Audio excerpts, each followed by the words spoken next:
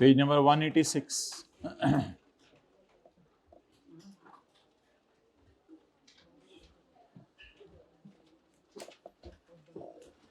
Payment intermediary में हमारे मुल्क में तो वो भी आएगा ना, जैज़ कैश वगैरह। मुश्किल पैसा जो है, मुश्किल पैसा है, अच्छा इजी पैसा, ये भी एक पेमेंट इंटरमीडियरी है। नया पैसा नहीं, नया पे है शायद, नया पे, मुश्किल पे, पेज 186। अच्छा मोहतरम, हमारी डिस्कशन चल रही थी इस बात के ऊपर कि हम डिस्कस क्या करें। अच्छा, हमारी डिस्कशन चल रही थी इस बात के ऊपर कि कौन कौन से खर्चे डिसअलाउ हैं, वो तो हमने पढ़ लिए। अब हम देखने लगे हैं कि कौन कौन से खर्चे अलाउ हैं, कौन कौन से खर्चे अलाउ हैं।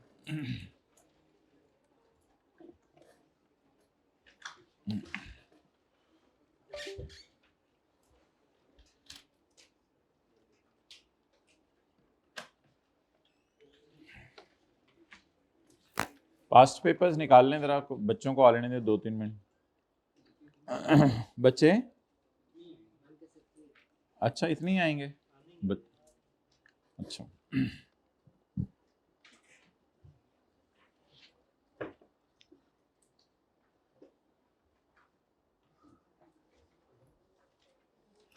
Page number 205, question number 35। Hybrid में पहली रो किताब निकालें, क्वेश्चन 35, पेज 205 खोलें। जल्दी करें ना, ऐसे तो नहीं बैठने से होगा कुछ, जल्दी खोलें page 205। Akram has recently established, निकाल लिया page 205। Akram has recently established an advertising agency in the name and style Azad Advertising. For introducing his business to both international and local clients, he has allocated considerable chunk of his marketing budget to entertainment. उसने बहुत ज़्यादा entertainment के लिए पैसे रख लिए हैं।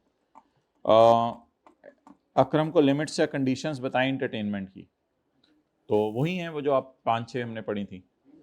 तो ये सेक्शन 21 का कौन सा पॉइंट है पता नहीं, ई है मेरे ख्याल से। तो सेक्शन 21 का D for donkey, donkey, D for donkey. Question number 37,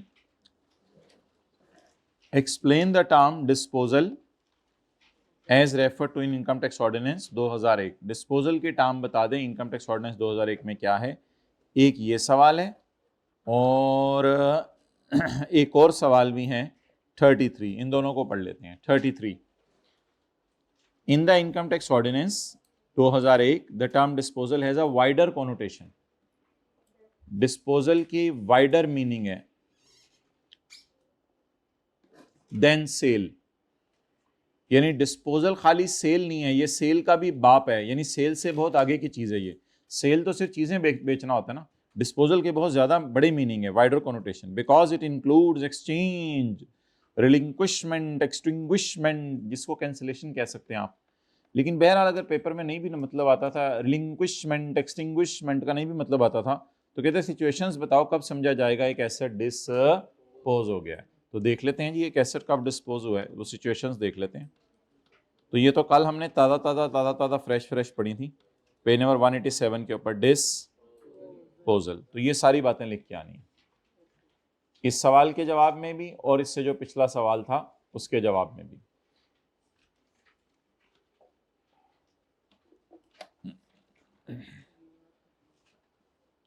question number 34, point number D, Rahi, अल्लाह इसको राहत दे, राही बीवी का नाम नहीं राहत के, मैं कह रहा वैसे कह रहा हूं अल्लाह इसको राहत दे, कहते शादी का मिस्टर राही, चलो अल्लाह इसको राहत दे। Mister Rahi constructed a furnace for his factory, अपनी फैक्ट्री के लिए फर्नेस बनाई है। तो सवाल है कि ये सारे एसेट्स हैं जिनको डेप्रीशिएट करना है, तो बताओ अगर हम जो है वो फर्नेस बनाएं अपनी फैक्ट्री के लिए तो इसको डेप्रिशिएट किस कॉस्ट पे करें? हमने पढ़ा था कल कि अगर आप कोई चीज खुद कंस्ट्रक्ट कर रहे हैं तो cost of construction shall be total cost incurred in producing और कंस्ट्रक्टिंग द एसेट। ये सारा लिख के आना है पॉइंट 4। तो सेक्शन 76 का 4।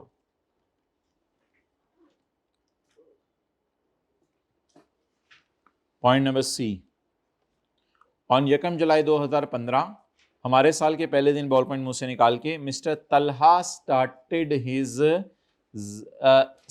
यूजिंग हिज जाती कंप्यूटर फॉर बिजनेस। जाती कंप्यूटर बिजनेस में ले आया, ये क्या होगी? एक्विजिशन होगी, डिस्पोजल होगी? घर से बिजनेस में ले आया, इट इज कंसिडर्ड एज। तो कॉस्ट कैसे निकालेंगे for the purpose of depreciation? बोलें, if the personal asset is put to the cost will be the fair market value on the date it is put to business use। 76 का 3 लिख के आएंगे कि जिस दिन बिजनेस में लाया उसी दिन की फेयर वैल्यू इसकी हाइब्रिड में लेट आने पे कॉस्ट समझी जाएगी। ही ऑल्सो, अच्छा वो चेंज शिफ्ट की है। He also has to upgrade the operating system. Upgrade के लिए ना ये वाला पॉइंट लगा दीजिएगा 2 का सी। अपग्रेड करना तो वैसे ही एसेट की कॉस्ट का पार्ट होता है, तो अपग्रेड करना ठीक है। 76 के 2 का सी। जाहिर बात है कोई चीज़ अगर बिजनेस में लाएं और थोड़ी सी हमारे इस्तेमाल की नहीं होगी, घर से लेके आएंगे, तो उसे अपग्रेड तो करना पड़ेगा ना। तंग ना करो, उसे अपग्रेड तो करना पड़ेगा ना। डन, चलें अब आ जाएं आप पेज नंबर 186 पर, जो हमने आज पढ़ना था। चलें जी, जो हजरात लेट आए हैं अब हम शुरू करने लगे हैं फॉर्मली। पहले हमने शुरू किया हुआ था इनफॉर्मली।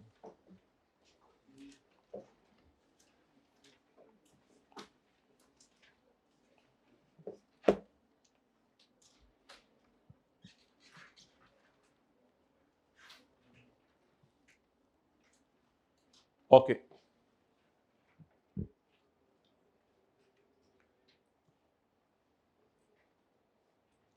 डॉलेंस वाले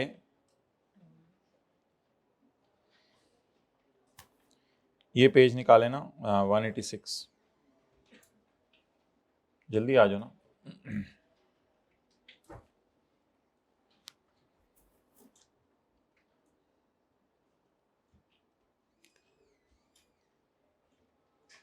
आ जाए इधर आगे आ जाए।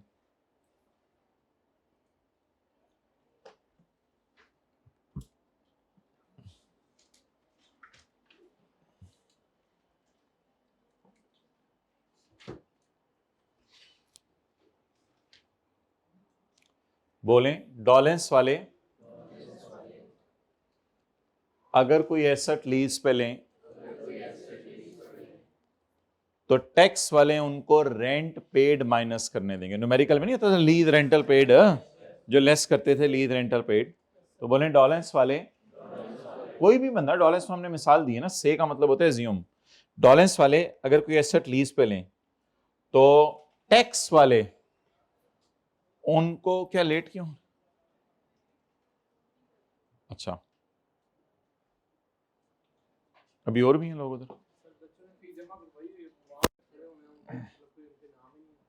अच्छा, चलो वेट कर लेते हैं। अभी फिर पास पेपर 1-2 मिनट में और कर लें। वो टीए को बुलाओ, उस्मान को, ये लेक्चर अपलोड भी करवा देना। अभी फिर पास पेपर कर लें 1-2 और, रिवीजन कर लें। जरा नीचे आ जाए भाई, मादरत।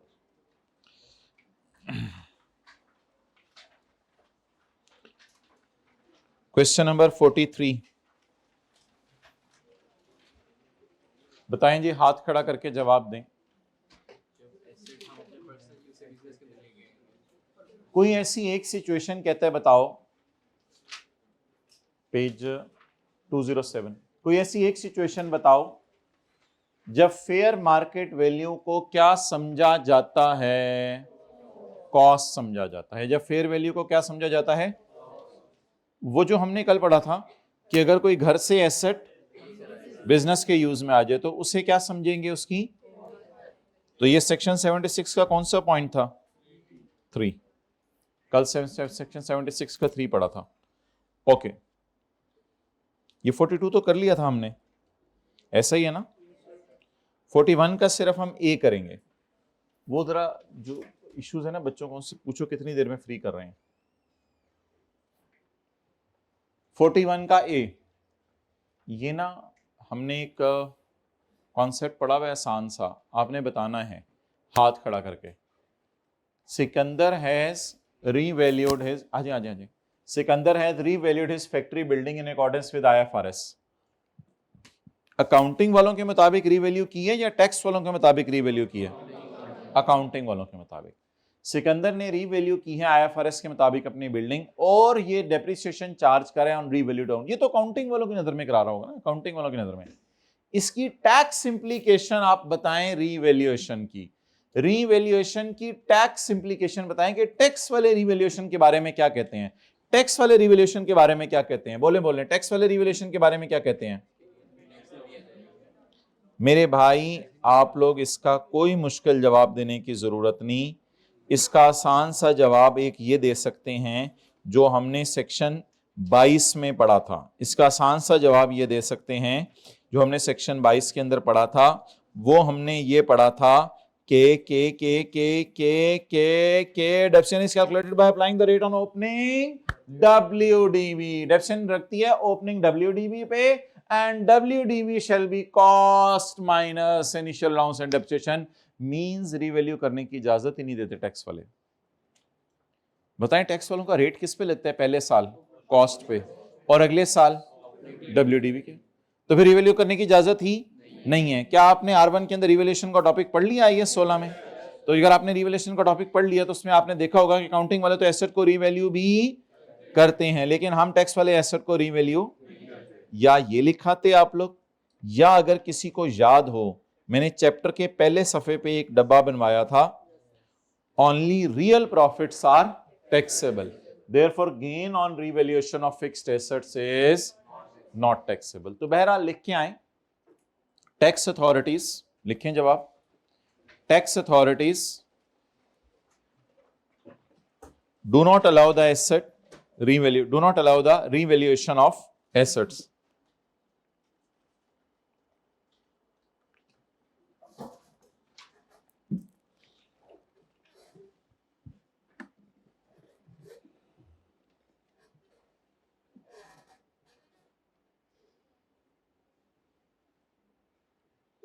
Therefore, revaluation has no effect।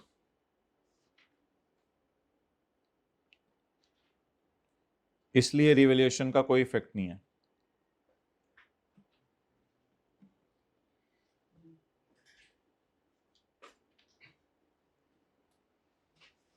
Done. तो अब बताएं रिवैल्यूएशन का किस वजह से इफेक्ट नहीं है? वो मानते नहीं रिवैल्यूएशन को। जब वो मानते नहीं रिवैल्यूएशन को तो फिर रिवैल्यूएशन का कोई इंपैक्ट भी नहीं होगा। 41 का ये डन। अच्छा, ये एक सवाल है, ये बड़ा मजे का है, इधर आए, इनको घर में जाके एक दफा रिवाइज भी कर लिया करें। Question number 26, question number 26।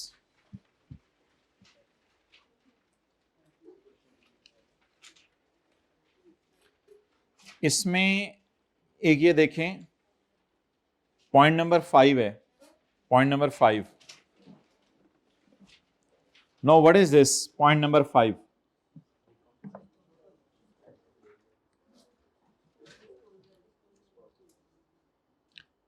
his business assets worth ₹5 lakh were destroyed by earthquake in October 2005। My dear, October 2005 कौन सा साल बनता है? Tax year 2006। He claim the loss in return of 2006। उसने 6 की रिटर्न में इस लॉस को रिकॉर्ड कर लिया, बट टैक्स वालों ने 1.5 लाख डिसअलाउ कर दिया, और 2008 में गवर्नमेंट ने उसको कंपनसेशन दे दी 4 लाख की ऑन दिस अकाउंट। अब मेरा ये मशवरा है कि इसको आप ट्रीट करें जस्ट लाइक आपने ट्रीट किया था बैड डेट रिकवरी। कौन बोला है? Bad debt recovery. इसको ट्रीट करें लाइक बैड डेट रिकवरी। देखें बैड डेट रिकवरी में भी तो 3 चीजें थी। क्या ये सॉर्ट ऑफ लॉस है ना, लॉस रिकवर हो रहा है, तो वो बैड डेट रिकवर हो रहा था। 3 चीजें थी। What is amount recovered, what is actual नुकसान, व्हाट इज प्रीवियसली अलाउड।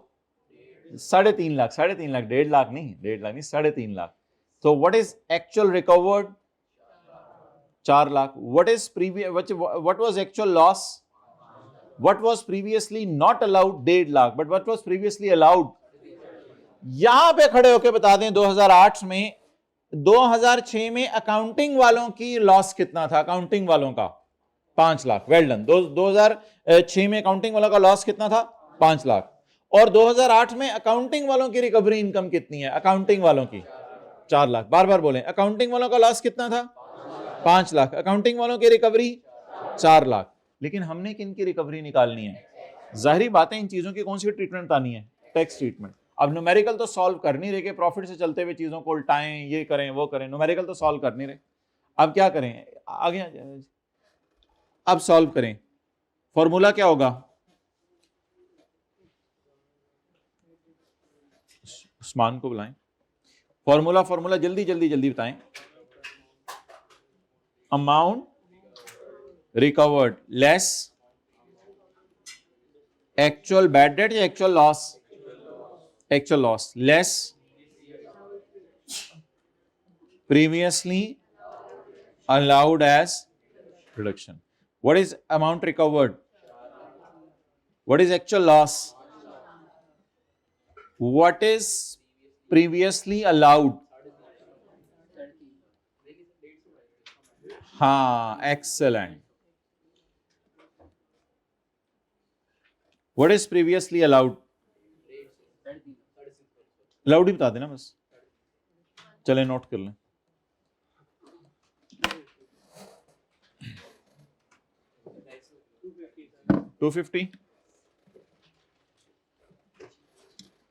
$250 किनके वाली बैड डेट रिकवरी है? जज़ाकल्लाह। अकाउंटिंग वालों की, टैक्स वालों की। हाँ भी कितना टाइम है अभी? क्लियर हो गया? ठीक है, ओके।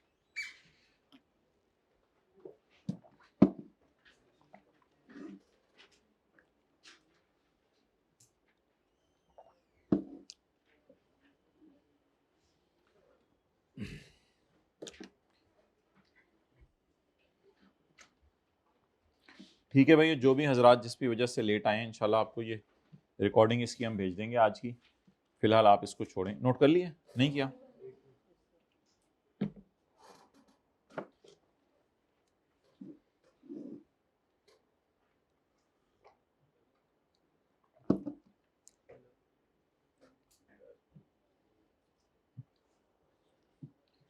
तो लिखें बैड डेट की तरह किसी भी लॉस की रिकवरी के लिए ये प्रोविजन लगा सकते हैं। बैड डेट की तरह किसी भी लॉस की रिकवरी के लिए ये प्रोविजन लगा सकते हैं।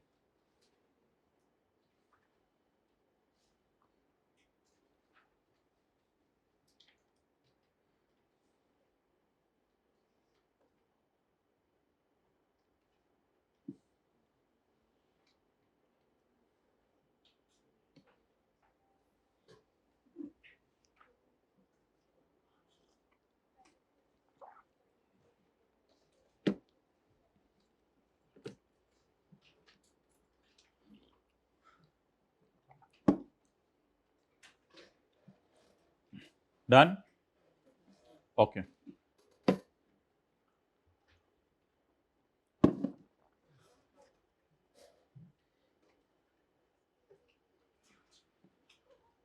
चलें, एक सवाल आपको तंग करने के लिए। तंग तो करने का मजा आता है ना। Question number 29। इसमें और कुछ करने की जरूरत नहीं, बस provision for bad debt allowed है, नॉट अलाउड है? इसकी जगह क्या अलाउड है? Actual bad date. इसको छोड़ दें ये। अच्छा, पॉइंट 1 और 3 आज के नोट्स में डालेंगे हम। जी भाई बताएं, मैनेजमेंट को एडवाइस करें, क्या करें, कितने साल पर डेप्रिशिएट करें?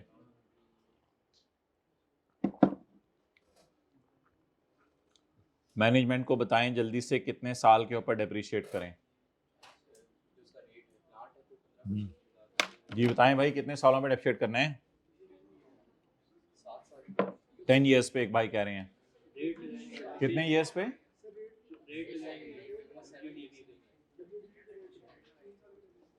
भाई 7 ईयर्स तो धोखा है, जिंदगी में धोखा नहीं खाना। 7 ईयर्स तो धोखा है। बिल्डिंग के लिए 10, कंप्यूटर के लिए 30, बाकी सब के लिए 15%। तो कहते हैं मेरा दिल चाह रहा है कि एक ओल्ड प्लांट जो मैंने चाइना से लिया है, भाई सेकेंड हैंड प्लांट पाकिस्तान से लेना जो मैं चाइना से ले तो इनिशियल लॉस मिलेगा। कहते हैं मेरा दिल चाह रहा है इनिशियल डेप्रिसिएशन माइनस कर लूं चाइना वाले प्लांट पे, उसे को डंके की चोट पे करो, उसे को डंके की चोट पे करो, और रिमेनिंग लाइफ 7 साल को इग्नोर करें आप। तो लिखें the second hand plant is imported from China and it is not purchase from Pakistan. लिखें जरा, आज लिखें जरा, the second hand plant is imported from China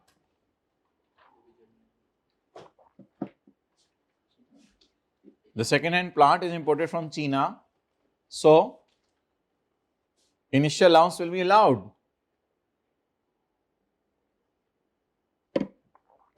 However, R silent है इसमें. However,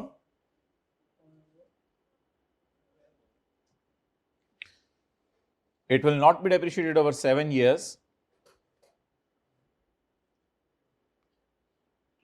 Rather,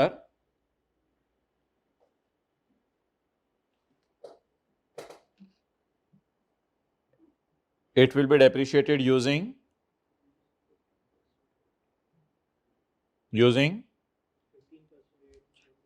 prescribed rate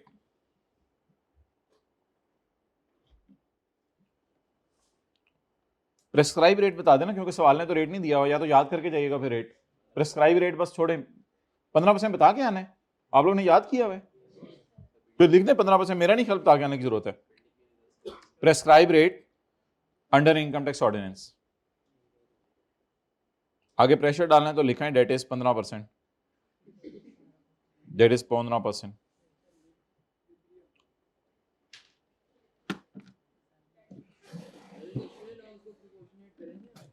नहीं, वो मैं सवाल करवाऊंगा, नहीं करते वो, आना है सवाल।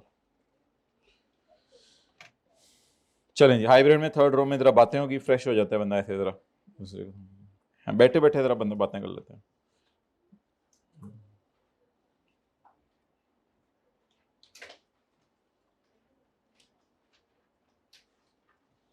दोस्ती ऐसा नाता जो नींद से भी महंगा, पेज 186। कर लें शुरू, जल्दी निकालें।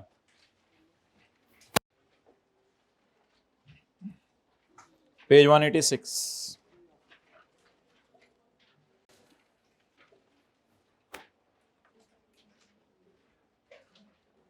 डॉलेंस वाले अगर कोई एसेट लीज पे लेंगे तो डॉलेंस वालों को उस एसेट का किराया माइनस करने की इजाजत है। ये बात सेक्शन 28 के 1 के बी में लिखी हुई है।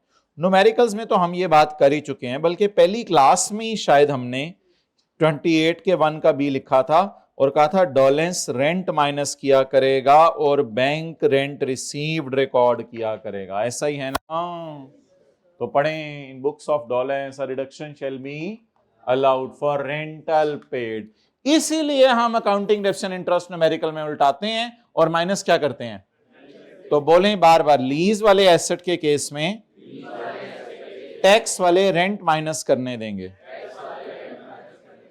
Lease rental paid by person to a bank leasing company for asset used in business.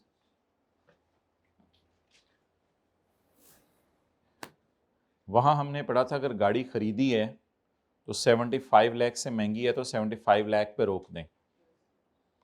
यहां ये रूल है कि अगर आपका किराया जो है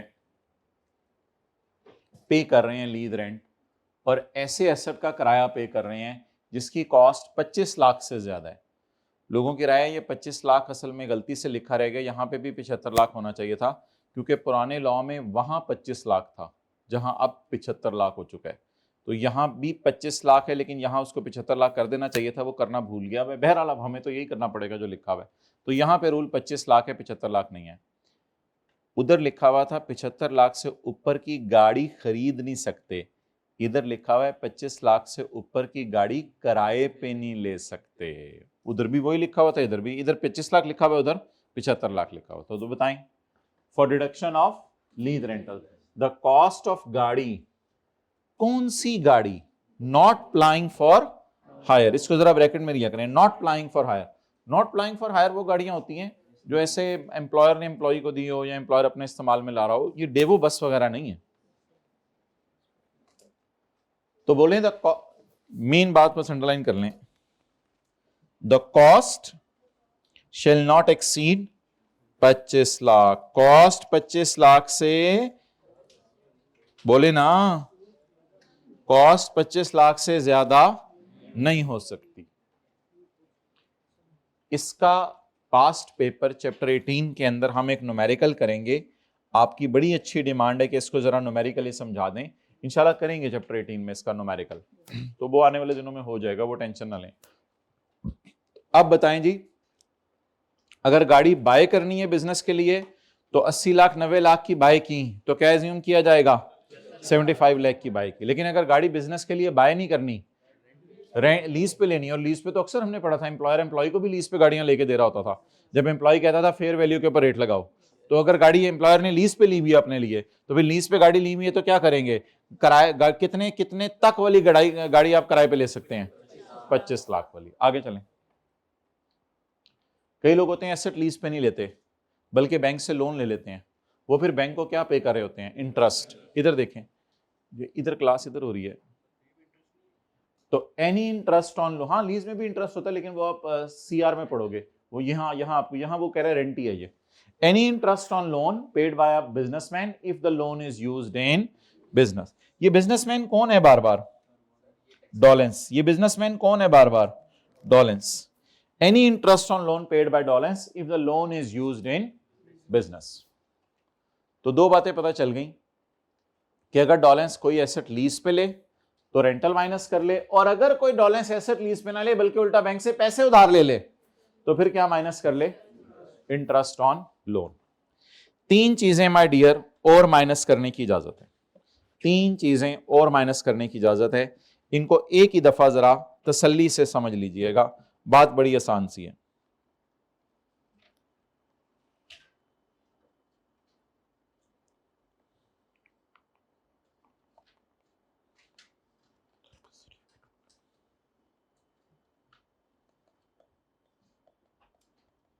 ये डॉलेंस है और ये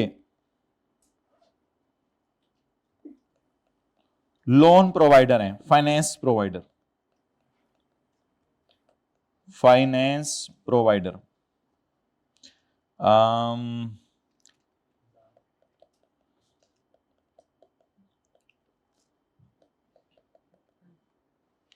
ये लोग हैं मुद्दारबा सर्टिफिकेट होल्डर्स।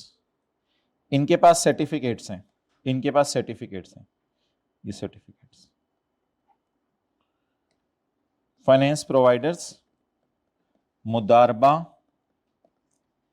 Certificate holder. एक होता है मुशारका, एक होता है मुदारबा। एक होता है मुशारका, एक होता है मुदारबा। एक होता है मुशारका, एक होता है मुदारबा। ये लोग मुदारबा सर्टिफिकेट होल्डर्स हैं। मुदारबा सर्टिफिकेट होल्डर्स का मतलब ये है कि डॉलेंस सर्विसेज देगा। डॉलेंस ने कहा मैंने हेलमेट बनवाने हैं एसी वाले,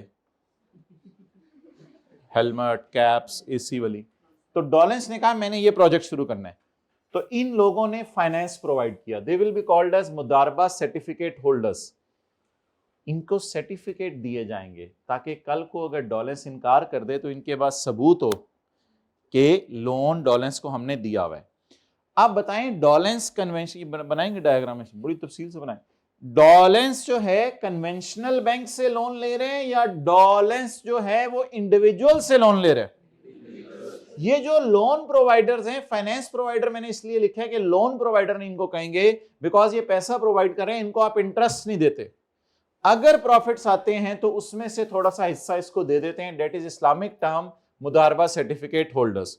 तो हमारा लॉ कह रहा है कि कोई मसला नहीं, हो सकता है इनसे हमने 1 करोड़ रुपया लिया हो और 1 करोड़ पे साल के एंड पे 4 लाख रुपया इनको दें कमा के, वो 4 लाख हमारे लिए डिडक्शन है, क्योंकि हम बैंक को लोन पर इंटरेस्ट दे रहे हैं या इनको मनी प्रोवाइड करने पे हिस्सा दे रहे हैं। तो बोलें ये लोग क्या करेंगे, ये लोग क्या करेंगे, कैपिटल डालेंगे, एक तरह का कैपिटल डालेंगे, समझ लें जो मर्जी, डॉलेंस को देंगे और डॉलेंस वाले इनको उस पर कुछ प्रॉफिट देगा। कछुए खैर,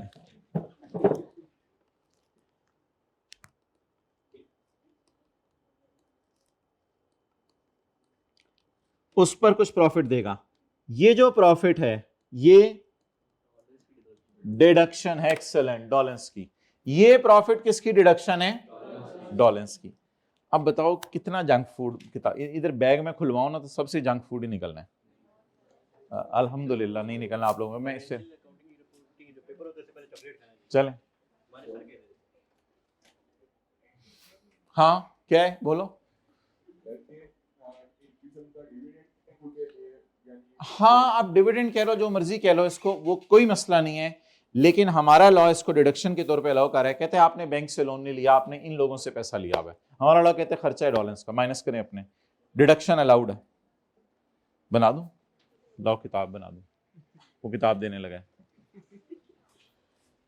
बना लिया नहीं, बनाएं, नीचे तो कुछ हो रहा है।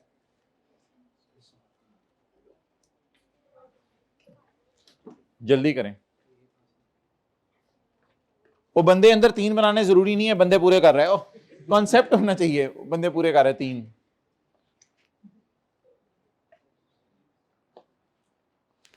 तो यार 2 तो बना दे, पता चलेगा कोई एक बंदा कम से कम, चलें 2 बना दे, तो चाचा जी का घर है ना, थोड़े 2 हो गए पूरे, चलो उसने डब्बे में बंद कर दिया दोनों को। ये क्या पकड़ा है उनके हाथ में, ओ सर्टिफिकेट, वेल डन। और भाई सब माशाल्लाह, बुक पुरानी लग रही है मुझे माशाल्लाह बहुत अच्छे बच्चे हैं आप लोग सारे, और घर में जाके थोड़ा सा सुस्त हो जाते हैं। जो घर गया वो गिर गया, अपने वादों से फिर गया। नहीं, घर से मुराद हॉस्टल है इस शहर में।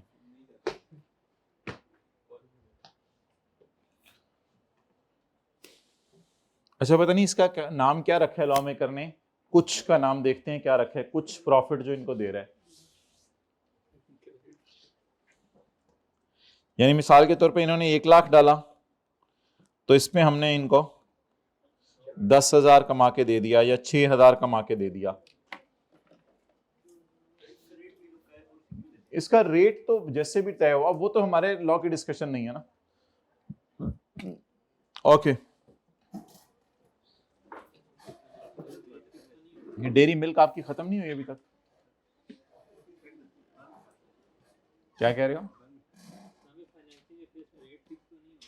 हाँ रेट फिक्स नहीं होगा। अच्छा ये अरेंजमेंट्स अभी हम तो नहीं डिस्कस कर रहे, ये पता नहीं आपने किस सब्जेक्ट के अंदर पढ़े होंगे, मुदारबा क्या होता है, मुशारका क्या होता है, ये वहां के डिस्कशंस हैं।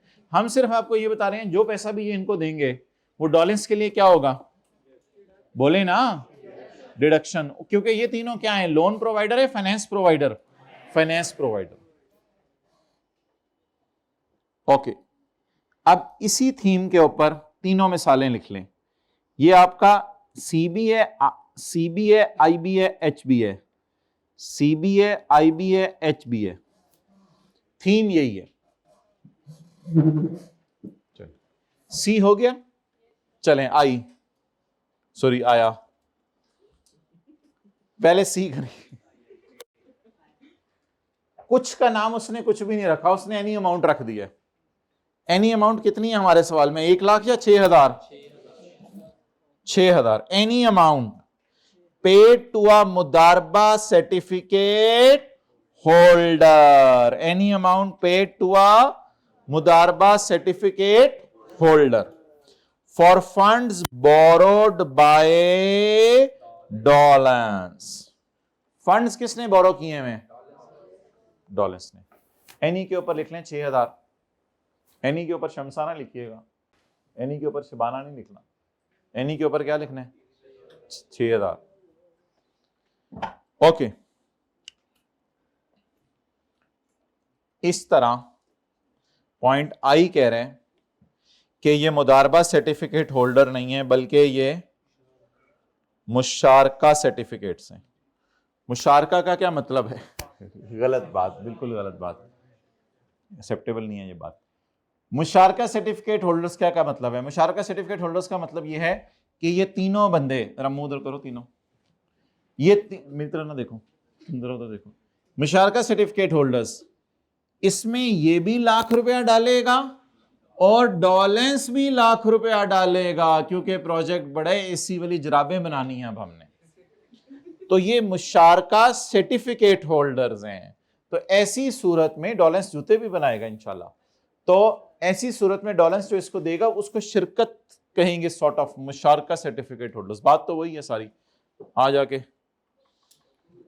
Try to be professional, that's donkey guys.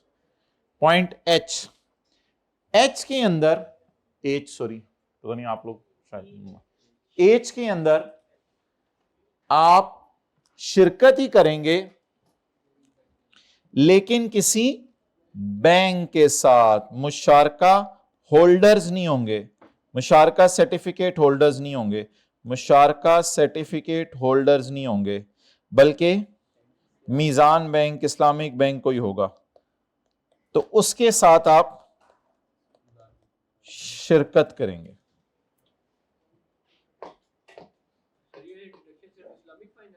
हाँ, ये तीनों वही चीजें, मुदारबा, मुशारका, मुशारका। ओके, चलें, साथ वाले के कंधे पे थपकी दें माय डियर हाइब्रिड वालों, प्लीज फिजिकल, साथ वाले कंधे पे थपकी दें, माने ना बात, माने बात। शुक्रिया शुक्रिया। जिन्होंने बात नहीं मानी अब वो दे दें बदले में, बोले अदले का बदला। बुक्स ऑफ बैंक, डॉलर की बुक्स खत्म। बैंक जी,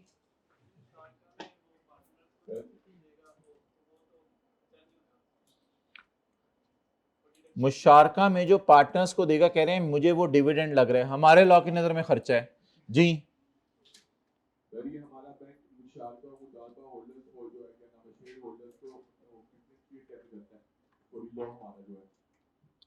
वो तो देखो हम सच बोलते हैं, यानी जब टैक्स जमा कराने जाएंगे हम सच बोलेंगे सारा।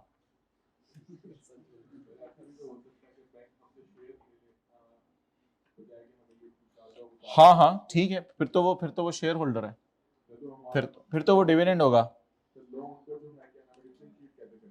वो तो अरेंजमेंट, उनके एग्रीमेंट देखने पड़ेंगे आपस में।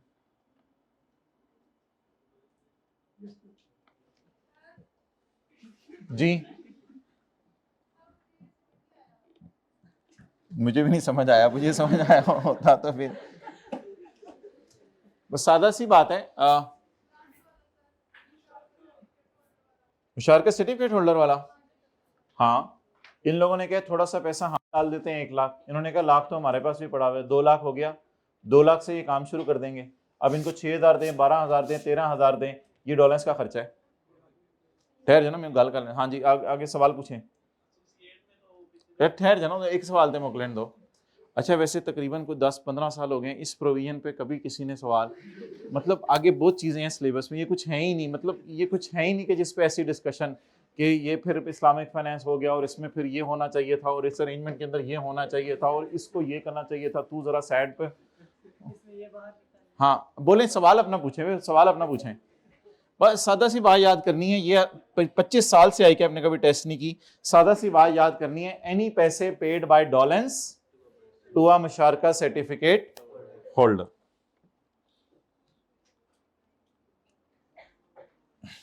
ओके आगे चलें। बुक्स ऑफ बैंक, बैंक की इनकम साइड की बात नहीं हो रही, ये सेक्शन ना अजीब है, ये सेक्शन बात करे सिर्फ डिडक्शंस की, ये सेक्शन बात सिर्फ करे डिडक्शंस की। तो बैंक का जो P&L बनता है उसमें जिन लोगों को लोन दिया हो उनसे इंटरेस्ट इनकम कमा रहा होता है, और इंटरेस्ट पे किसको कर रहा होता है? Interest paid to persons who have placed money in bank, जिन्होंने बैंक के अंदर मनी प्लेस की हुई। अब हमारा जो प्रोविजन है वो ये है, कहते हैं जिन जिन लोगों ने अकाउंट में, एक ही लिखे नजर ही नहीं आ रहा, जिन जिन लोगों ने अकाउंट खुलवाए हुए हैं बैंक में, उन अकाउंट होल्डर्स को जो हम इंटरेस्ट दे रहे हैं वो बैंक के लिए क्या है? बोलें, खर्चा। Interest paid to persons who have opened deposit accounts in banks,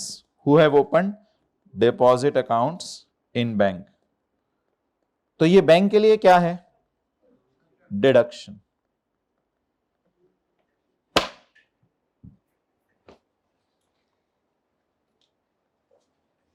कर ले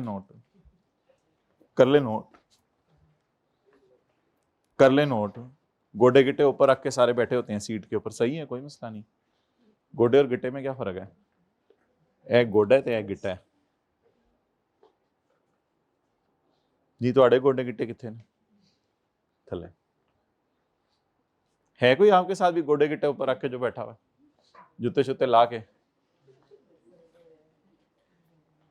जूती दिखाओ मैं इसको, फुटबॉल की तरह करना नहीं चाहिए ऐसे। Okay,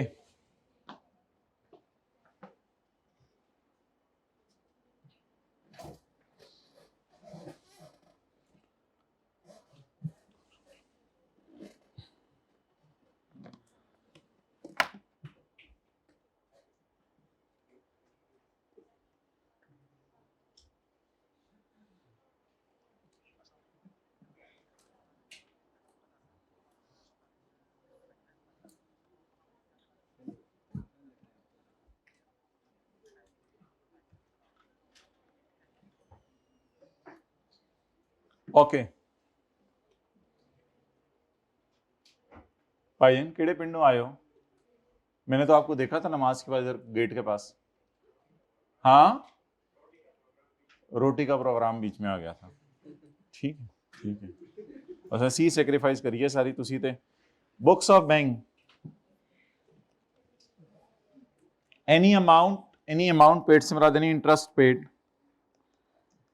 interest paid by a bank, कोई भी इंटरेस्ट जो बैंक पे करे to a person maintaining a P&L account और डिपॉजिट अकाउंट।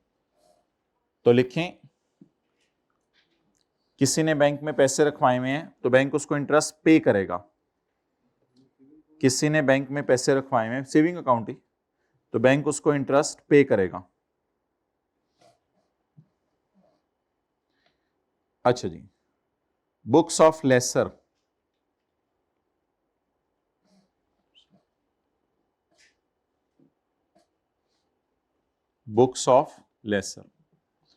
जी,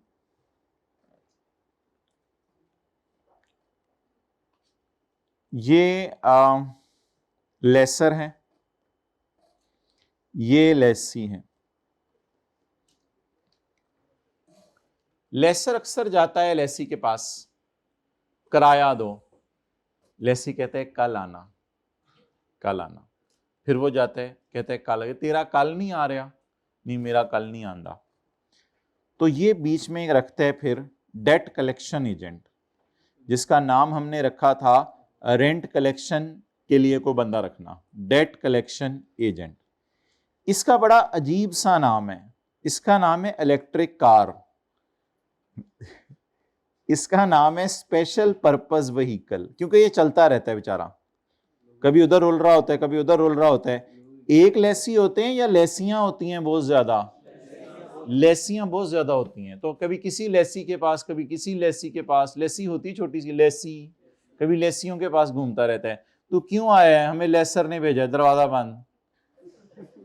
तो डेट कलेक्शन एजेंट किनके पास जाता है? लेसियों के पास। किसके बिहाफ पे? आप जब लेसी देगा इसको 100 रुपए तो यह कहेगा पुत्र मेरा कमीशन। तो ये लेसर को कितना किराया वापस करेगा? 98। लेकिन लेसी से कितना लेगा? ये 2 रुपए किसके लिए खर्चा है? आज अगर कोई बंदा बता दे तो आई विल नॉट अप्रिशिएट, क्योंकि सिंपल सी बात है। बता दें ये 2 रुपए किसके लिए खर्चा है। ले, ₹2 इज डिडक्शन फॉर लेसर। चलें साइड पे होकर ये नोट कर लें। ये 2 रुपए लेसर के लिए क्या है?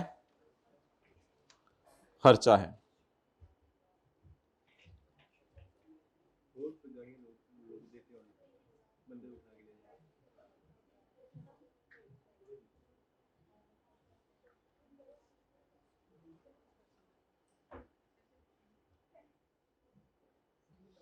अच्छा,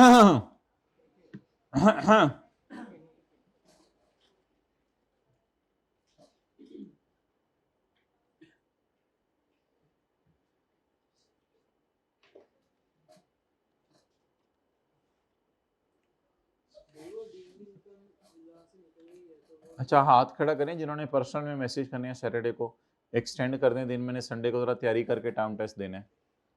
हाँ, जिन्होंने पर्सनल में मैसेज करने हैं। हम तो नहीं भाई, चैलेंजेस को फेस किया करें, दुनिया के साथ चलें। जिन्होंने करनी है तैयारी वो उन्हीं हालात के अंदर कर रहे हैं, और जिन्होंने नहीं करनी उनको फिर आप 2 दिन भी और दे दो तो नहीं, 1 दिन हो ठीक है। किसी का खुदा ना खास्ता किसी से अपलोड ना हो सके तो आप आ जाया करेंगे। वो खुदा ना खास्ता कुछ 4-5 साल में एक दफ़ा होता है, तो वो आ जाया करें। हम आपको एंटरटेन करेंगे, ज़रूर टेस्ट चेक करा के भी देंगे। ज़रूर आया करें, बल्कि दोस्त को साथ लेके आया करें, ताकि अगर हम आपकी क्लास लें तो वो आगे आ जाए। हो गया जी, चलें आगे। हाँ जी,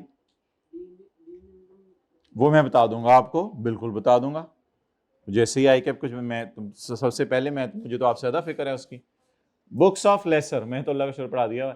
books of lessor, the financial cost 2 रुपए बनी है, इसको कहते हैं फाइनेंशियल कॉस्ट। ₹2 भाई मेरे, ₹2 वो किधर गया जो इधर बैठा होता है?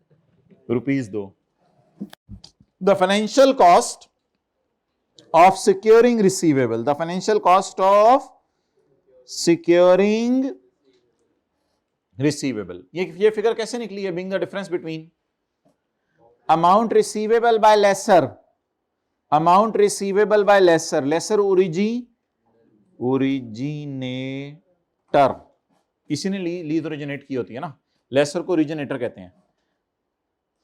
The amount receivable by originator, receivable कितनी थी? 100, लेकिन एसपीवी ने दी कितनी? जालिम ने। तो इन दोनों का डिफरेंस कितना निकल आया? 2।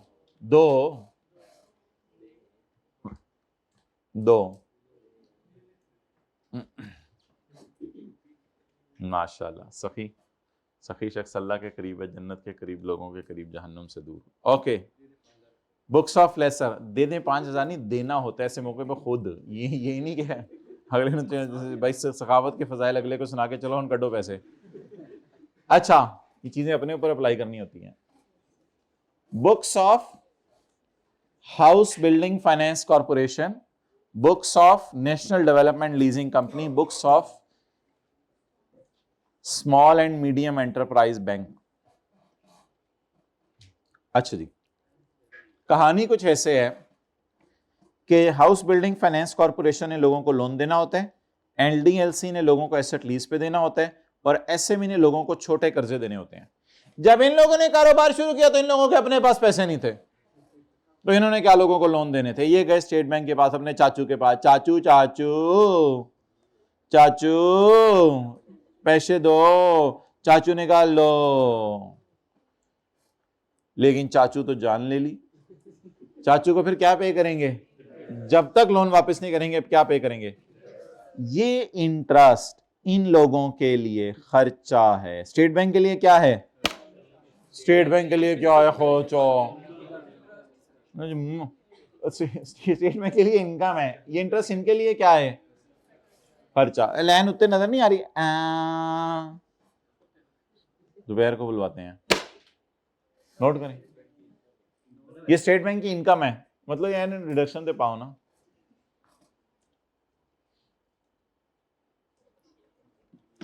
ओके कोई भी इंटरेस्ट बोले बोले बोले बोले कोई भी interest paid by HBFC NDLC या SME to state bank on loan provided by is deduction. ये पता नहीं किन साहब ने आज मेरा मोबाइल नंबर कहीं से लेके। तमाम मेरे दोस्तां भाइयों नो अस्सलामु अलैकुम। बहार कुल्फी खोई मलाई वाली कुल्फी इलायची पिस्ता बादाम मुरब्बे वाली कुल्फी खाओ भाईजान। 10 रुपए दी 15 रुपए दी 20 रुपए दी 25 रुपए दी स्पेशल बादाम वाली कुल्फी 30 रुपए दी। जी वैसे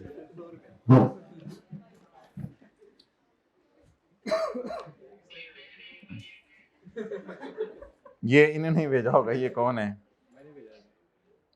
अस्तगफिरुल्लाह, वेले लोग। ओके सरमेर ने,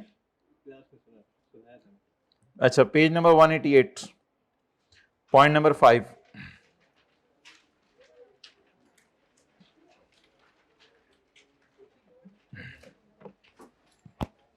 अच्छा जी, ये एक बड़ा इंपॉर्टेंट प्रोविजन है। आपने किसी एसेट को खरीदने के लिए लोन लिया तो उसकी बात हो रही है।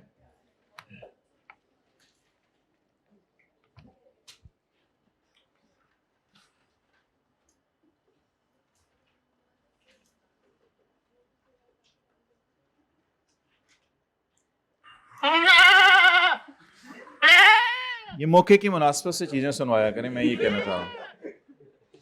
Point number 5, sorry, try to be professional. CAF 2 CA example. अगर आप जिंदगी के किसी मोड़ पर $2 लाख लोन लें और उस वक्त डॉलर 140 का हो और आप बॉल पॉइंट मुंह से निकालकर 2 महीने बाद लोन वापस कर दें, कितना? 30,000, और इस लोन को यूज करें फॉर परचेज ऑफ एसेट। ये भी शर्त है, लिखें, loan is used for purchase of asset. Loan को आपने किस मकसद के लिए लिया? एसेट। बड़ी इंपॉर्टेंट न्यूमेरिकल डिस्कशन शुरू होने लगी। अब लोन को आपने इस्तेमाल किया एसेट परचेज करने के लिए। कितने डॉलर लोन लिया? 2 लाख। किस दिन? उस दिन डॉलर कितने का था? 140 का। 2 महीने बाद लोन वापस किया, सिर्फ कितना? उस वक्त लोन रीपे किया, उस वक्त डॉलर कितने का था? कोई मुझे सोच के बताए कि नुकसान या फायदा जो भी आया वो मुझे नहीं पता, कितने डॉलर पर नुकसान या फायदा हुआ होगा? 30,000 डॉलर पे या पूरे 2 लाख पर? लिया कितना, वापस कितना कर दिया? कितना वापस करना है? 170 पे आपने कैलकुलेशन नहीं किया करनी। आपको जो गेन लॉस आया है वो फिलहाल किस पे आया है? अगले साल और 30,000 वापस करेंगे तो और गेन लॉस आ जाएगा, लेकिन फिलहाल सिर्फ किस पे आया है? अच्छा, अब कैलकुलेशन का आसान तरीका, गेन लॉस निकालने का आसान तरीका मुझे बताएं।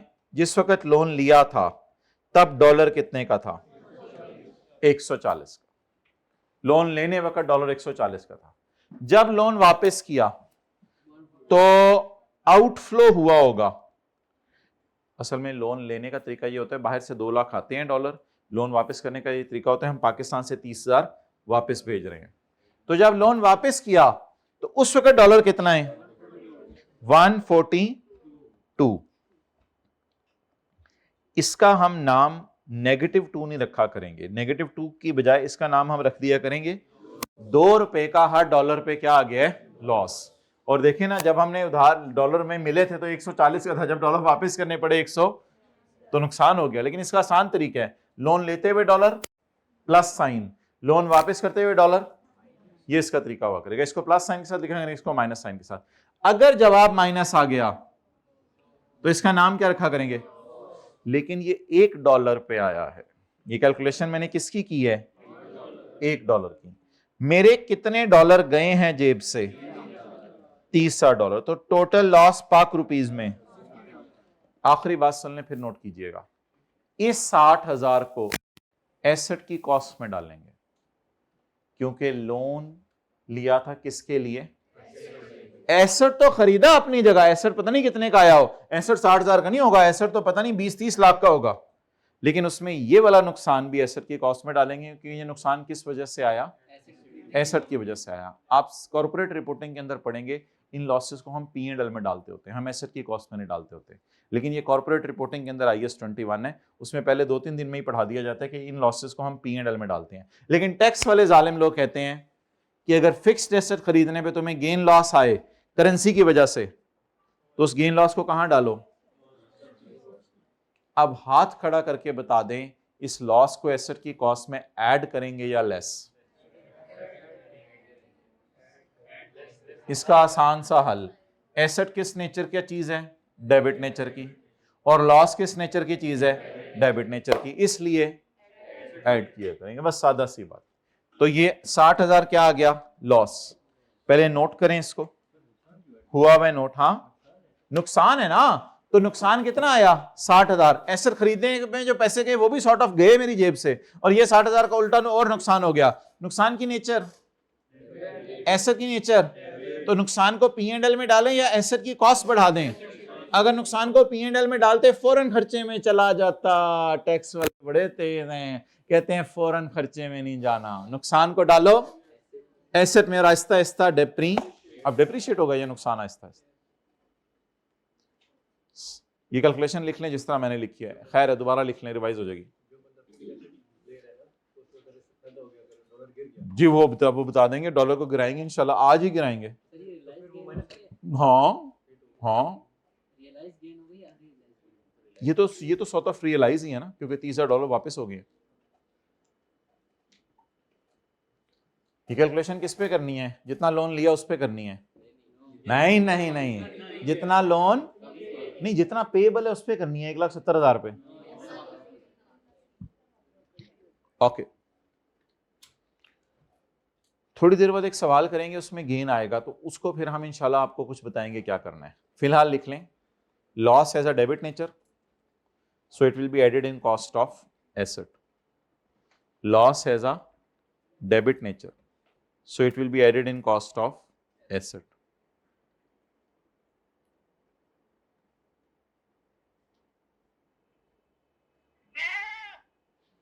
क्या हो गया भाई, चुप कर जाए।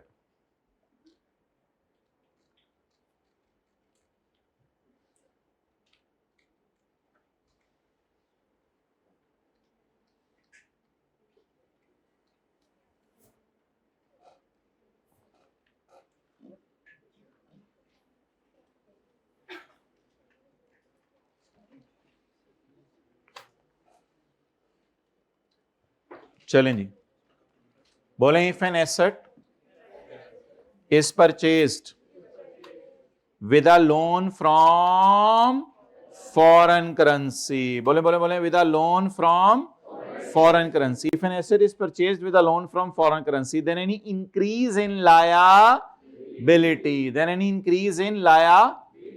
due to currency fluctuation will be added in the, फिलहाल हमने बताएं किसका सवाल किया है, एडिड का या डिडक्टेड का। डिडक्टेड का भी सवाल आपको करवा देंगे, डिडक्टेड का भी सवाल, आप जरा एक दफा आए तो सही। Explanation, for calculation of depreciation currency fluctuation will be recorded in the year it occurred. Occurred से मुराद रीपेमेंट लिख लें, in the year it occurred, occurred से मुराद रीपेमेंट लिख लें। डन भाई, मोहम्मद साहब को जरा भेजो, अभी कॉल करो। चलें, पॉइंट 6 हम पढ़ेंगे। अब ये पॉइंट नंबर 10 है, हमारा बड़ा इंपॉर्टेंट पॉइंट है।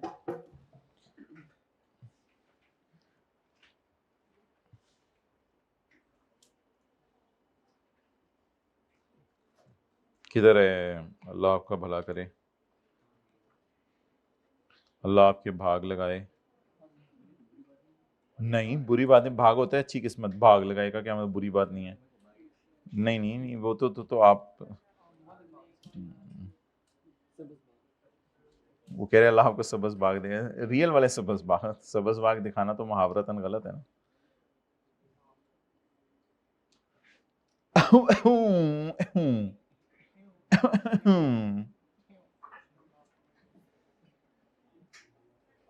ये क्या कैफ टू,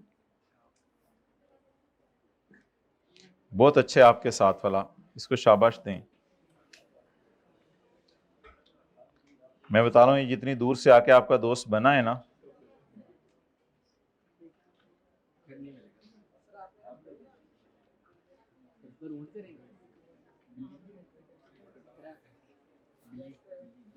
अच्छा जी,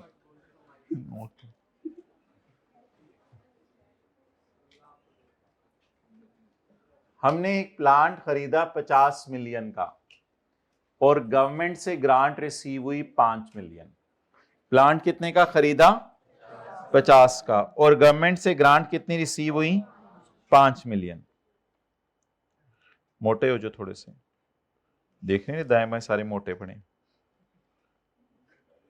मोटों के घर में कोई पतला हो तो लोग परेशान हो जाते हैं, तू किधे ते गए हैं, कहते भाई जान दे तेरी मेहरबानी, चल जिधे ते भी गया। अच्छा सीरियस हो जाए ना, सीए किया करें। प्लांट कितने मिलियन का खरीदा? कहीं नहीं लिखा हुआ मिलियन, रुपए। 50 रुपए की प्लांटी खरीदी। कितने रुपए की प्लांटी खरीदी? 50 की प्लांटी खरीदी। हुकूमत ने तोहफतन आके, हुकूमत को यकीन नहीं आया कि आप और प्लांट खरीदे, आपने कभी स्टेपलर नहीं खरीदा था, तो गवर्नमेंट ने खुशी में आके आपको 5 रुपए की ग्रांट दे दी। प कितने का? प, ये क्या लिखा हुआ है हमने? प। पड़ा कितने का? 45 का। मारे ना प्यार, पड़ा कितने का? नेट कितने का पड़ा? अब कमिश्नर ने दो ऑप्शंस हैं। हो सकता है कमिश्नर इस ग्रांट पे आपसे मांग ले टैक्स। कमिश्नर कहे मौजा ही मौजा, मुफ्त के पैसे, बैठे बैठे मुफ्त के पैसे, बैठे बैठे मुफ्त के पैसे। हो सकता है कमिश्नर कहे बैठे बैठे इस पे क्या दो? टैक्स। हो सकता है कमिश्नर कहे खड़े खड़े मुफ्त के पैसे, खड़े खड़े भी तो आप हो सकते हैं ना, तो खड़े खड़े मुफ्त के पैसे। लेकिन जाने दो, मैं आपसे टैक्स नहीं लेता। वो तो कमिश्नर के मूड पे डिपेंड करता है, मूडी तो मूडी होता है, आपको पता है, मूडी ना बनिएगा जिंदगी के अंदर। अच्छा आप मुझे ये बताएं मोदी, आप मुझे ये बताएं कि कितनी ऑप्शंस है आगे ग्रांट के बारे में। तोड़ दूं मोबाइल देना, क्यों इस्तेमाल कर रहे हो क्लास के अंदर? नंबर निकाल रहा था। किसका नंबर निकाल रहा था? टीचर का। किस टीचर का? सारे हमारे। क्या करना था फिर? क्या बात करनी थी उनसे?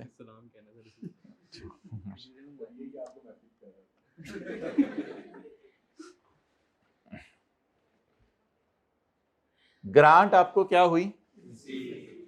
रिसीव हुई। हो सकता है ग्रांट इनकम, शर्म नहीं आती, नीचे देख रहे हैं, नहीं देखना। ग्रांट इन दोनों की बात किया करें। जहां मैं ग्रांट क्या है? हो सकता है ग्रांट एग्जेम्प्ट, तो दो ऑप्शंस हैं, और हो सकता है ग्रांट। अब अगर ग्रांट एग्जेम्प्ट होगी ना, तो आपने इसको पकड़ना है,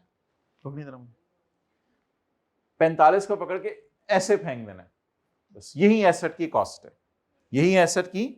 फिर आपने 45 से लेनी है, फिर आपने 45 से ले लेनी है। इसकी लॉजिक अभी बताते हैं आपको। और अगर कमिश्नर ने ग्रांट पे क्या मांग लिया, जो ग्रांट रिसीव हो रही है, टैक्स मांग लिया। अगर कमिश्नर ने ग्रांट पे क्या मांग लिया, तो आपने 45 को पकड़ने और पकड़ के ऐसे फेंक देने, और वो जो माइनस किया था आपने, उसको आपने ऐड कर देना, और वापस एसेट को किस पे ले आना है? 50 के ऊपर ले आना है। तो ये बोंगी सी नोट करें, लॉजिक तो बता देते हैं आपको, बोंगी अभी तो लग रही है। अच्छा शुरू कहां से करना है हमेशा? अच्छा इसको ऐसे क्यों देख रहे हैं? मैं समझा देता हूं, अभी इस तरह ना देखा करें खिला चीजों को। मैं अपनी से नहीं मिलाई जी। इनको शुरू कहां से करना है? हमेशा शुरू कहां से करना है जिंदगी में? हमेशा शुरू कहां से करना है?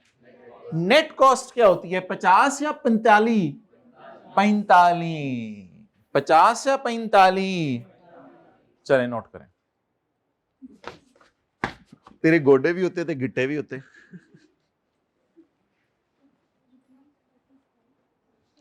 शुरू कहां से करना है?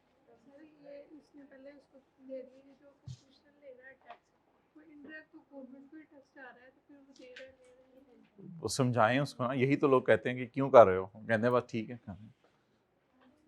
क्या करें हम तो कुछ नहीं कर सकते ना। वो गया तेरा डब्बा, क्या लेके आए थे? चूरी लेके आए थे। माशाल्लाह, तेरे भी गोडे गिट्टे होते ही रहने।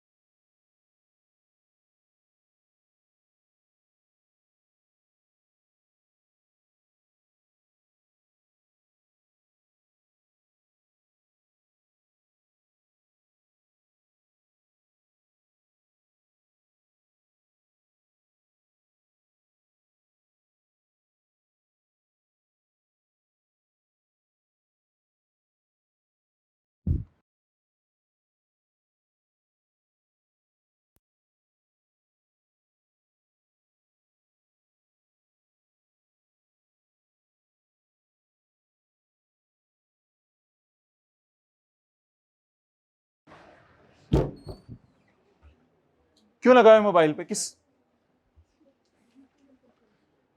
ओ भाई, खुदा का खौफ करें, ऊपर वाली 2 लाइनें नोट नहीं की, नीचे धड़ाधड़ ट्री बन रहे हैं, ग्रांट रिसीव। जब ऊपर वाली 2 लाइनें नोट नहीं की तो फिर नीचे जाके 4 डालने घर में, तो फिर तो पता ही नहीं चलेगा ना। कितने लोगों ने ऊपर वाली 2 लाइनें नोट करना भूल गए थे? ये क्या, जो मुझे बता देना था मैं ही ऐसे कर देता, मैं फिर ऊपर वाला डेटा ही ना देता। मैं कहता शुरू करो 45 से। अच्छा ठीक है। तो हाइट ऑफ एनीथिंग ना,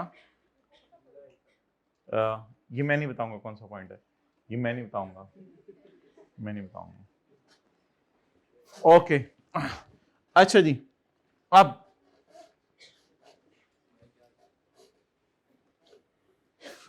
गो गो क्यों लिखा है भाईजान? गो नहीं, वेंट, गॉन, तूते गया वो। अच्छा,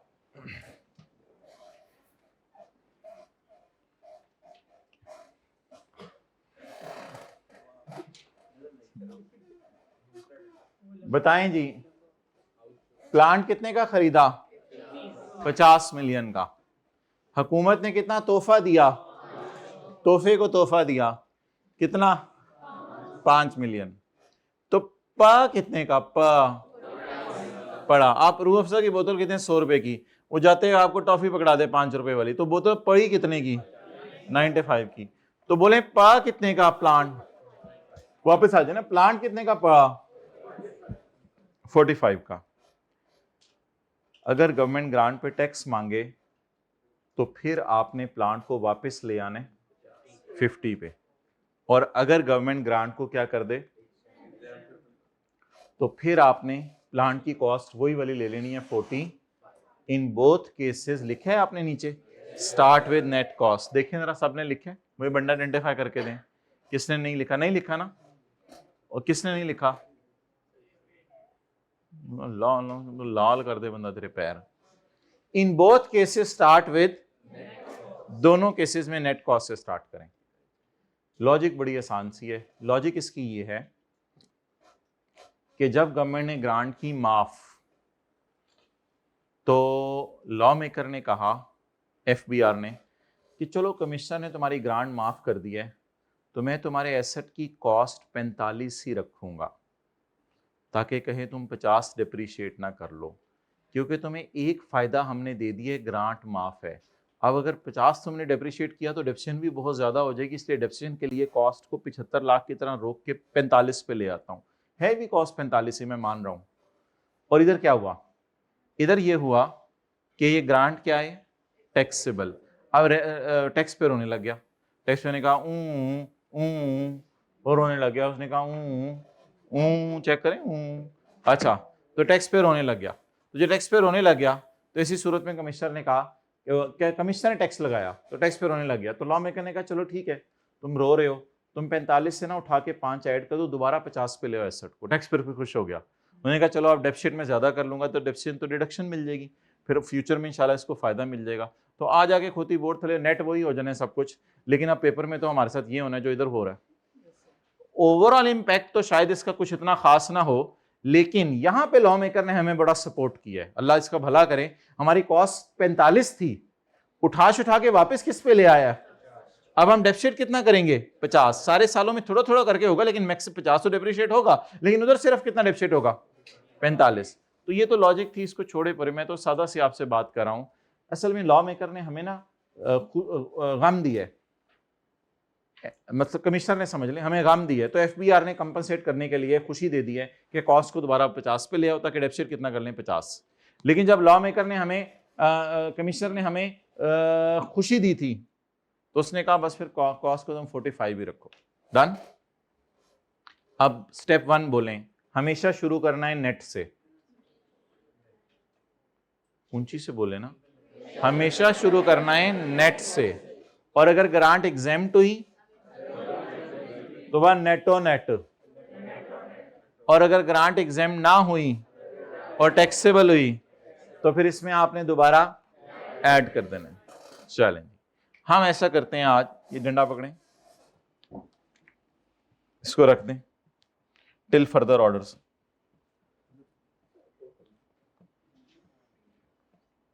मॉर्निंग होती है, इवनिंग होती है।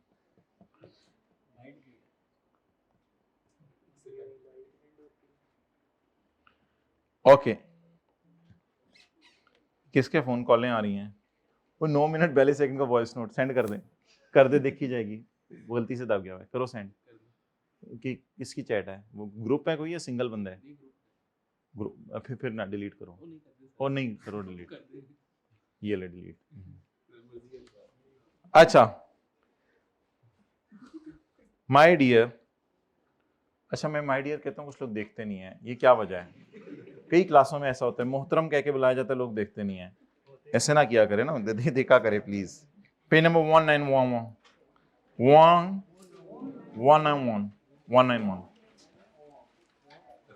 साथ वाले के लिए गिफ्ट लाया करें, गुब्बारा, पकाना, कोई चीजें उसको गिफ्ट करते रहा करें।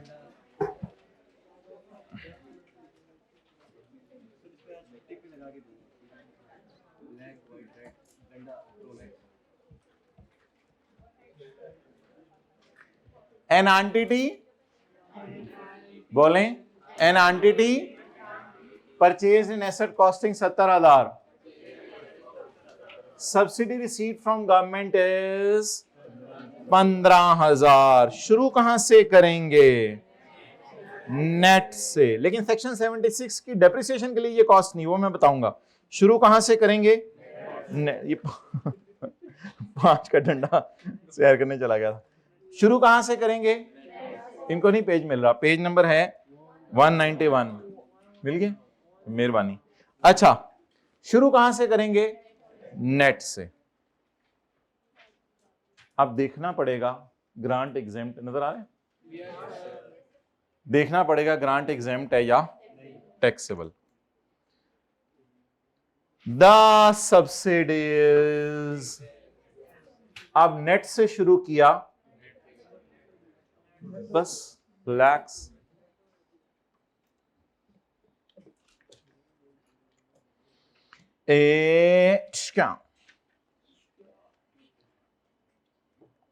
आप बता दें डेप्रिसिएशन पर्पस के लिए कॉस्ट क्या ली जाएगी? 55,000। अब उसको और कुछ नहीं करना उसको, लेकिन बॉल पॉइंट अगर मुंह से निकाल के हम अगला सवाल करें तो that is really interesting question. An entity purchased an asset costing 70,000. A subsidy received from government in this regard is 15. शुरू कहां से करेंगे? जिंदगी में शुरू कहां से करना है? नेट से। ये हाइब्रिड वाले सबके कंधे के ऊपर 70,000 minus 15। Calculate the cost of asset assuming that subsidy is taxable। assume कर लो सब्सिडी टैक्सेबल है। देखें जी क्या करना है। डंडा क्या बताया था आपको? अगर सब्सिडी टैक्सेबल है तो ये देखें क्या करना है, ऐड करना है। देखिएगा देखिएगा देखिएगा,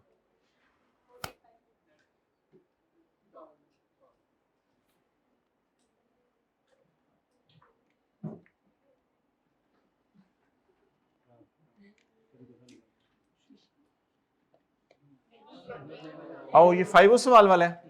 ओ सॉरी 5 उस सवाल वाला है। इस सवाल में कितना है? 15,000। ऐड सब्सिडी को दोबारा ऐड कर दें। कितना? एसेट की कॉस्ट कितनी आ गई?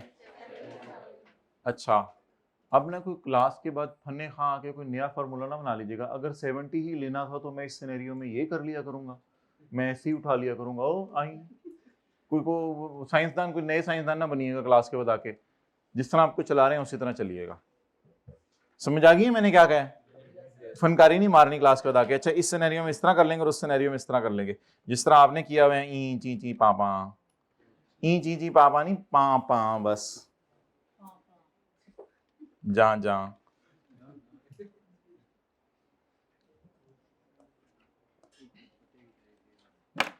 एन एंटिटी इधर तुझे कहते हैं, an entity purchased an asset costing 40,000। Loan is received from government. ना ये सब्सिडी है ना ये ग्रांट है, ये लोन है। तो इसमें तो नेट से शुरू करने की जरूरत ही नहीं। लोन लिया है गवर्नमेंट से 12,000। इस 12,000 को हम इग्नोर करेंगे। ये तो सब्सिडी या ग्रांट है ही नहीं। ये तो उल्टा क्या है? सब्सिडी और ग्रांट होता है तोहफा, वो हमेशा के लिए मिल जाता है। ये तोहफा है या उधार है? उधार को इग्नोर करें, उधार को इग्नोर करें। बस सवाल नॉर्मल तरीके से सॉल्व करें। बताएं जी एसेट कितने का खरीदा है, और नेट से नहीं स्टार्ट करना। 40,000। इसका जरा टोटल करें। 40,000। तो what is the cost for the purpose of calculating depreciation? 40,000। Done. चलें, इन क्वेश्चन 1 2 3 के आगे लिख लें 76 का 10, 76 का 10, 76 का 10, 76 का 10, 76 का 10। 4 वाला पाना लिया, 3 वाली मशीन लिया। गर्मियों में 4 नंबर मशीन फिरवाया करें पूरे बालों के ऊपर, बिल्कुल इक्वली स्ट्रेट हो जाए सारे। नहीं फिर आप मोटरसाइकिल पे जो जैसे हवाएं गुजरती हैं, दैट्स वेरी मजा आता है उसका। जिंदगी को एंजॉय किया करो, कभी टेंड करा ली कभी। ओके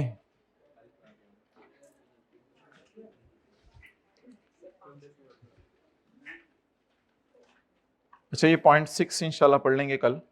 0.10 0.10 जरा हम नीचे से पढ़ने लगे हैं। 0.10 कई दफा पेज नंबर मेरे से ना पूछा करें, ढूंढ रहे हैं।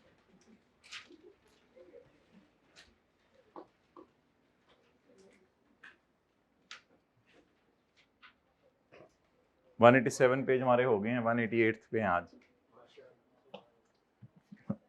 अच्छा,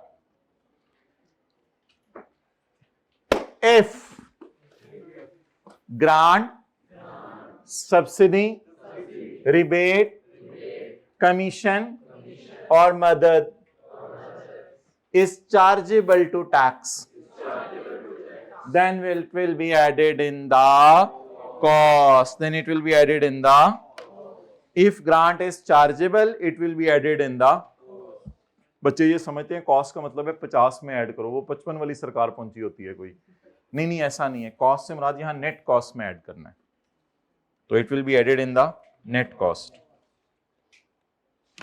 याद कर लें जल्दी से, if subsidy grant rebate commission और मदद इज चार्जेबल टू टैक्स, कोशिश करके यही डायग्राम बना लीजिएगा घर जाके जरा ताकि याद भी रहे, then it will be added in the cost, फिर ये कॉस्ट में ऐड हो जाएगी, तस्वीर खींचना, then it will be added in the cost. अच्छा अब मुझे आप ये बताएं, सच्ची सच्ची बताएं, पिछली लाइन जो है हमारी उसके अंदर क्या है, चपेट मारो तुझे फोन इस्तेमाल करे क्लास के अंदर,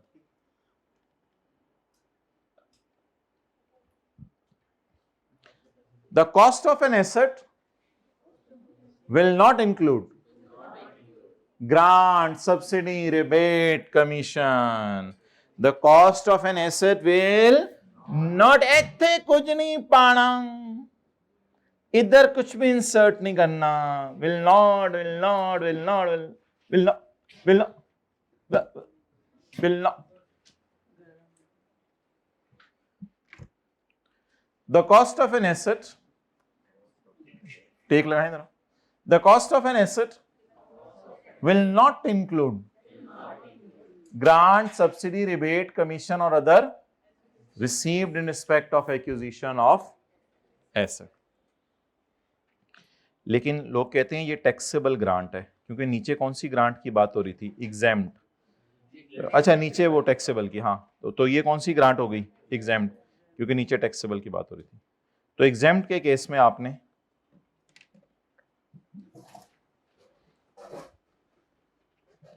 लेकिन एक बात याद रखिएगा जिंदगी में, other than loan repayable with और विदाउट इंटरेस्ट का तो कोई फर्क नहीं पड़ता, इंटरेस्ट देना या नहीं देना, लोन को आप लोगों ने इस सेक्शन से बाहर निकाल देना है। अभी हमने क्वेश्चन 3 किया था, कौन सा क्वेश्चन किया था लोन वाला, एग्जाम्पल 3, क्वेश्चन 3,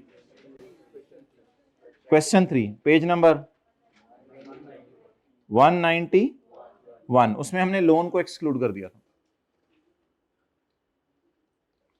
अब जरा बार बार याद करें, बोलें cost of asset will not include, ना will not include, the cost of asset will not include any grant that is exempt, और दूसरी तरफ आए, however if the grant is chargeable to tax then it will be added back in the net cost, फिर इसको net cost में add कर देंगे, done.